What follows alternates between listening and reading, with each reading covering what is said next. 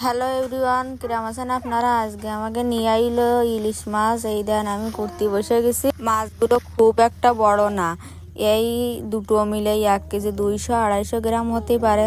আমার কিন্তু ইলিশ মাছ খুব প্রিয়। আপনাকে কার কার ইলিশ মাছ ভালো লাগে অবশ্যই কমেন্টে জানাবেন। বেশিরভাগ মানুষ তো বর্ষাকালে ইলিশ খায়, কিন্তু আমার তো শীতকালে বেশি ভালো লাগে।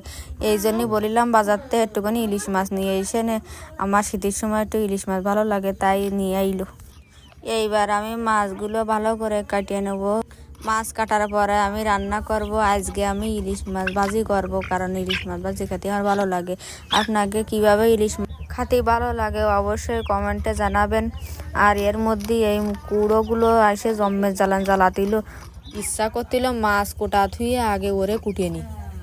আজকের ভিডিওটা এই পর্যন্ত। ভিডিওটা ভালো লাগলে লাইক কমেন্ট শেয়ার দিয়ে পাশে থাকবেন। ধন্যবাদ, সবাই ভালো থাকবেন। Bye bye.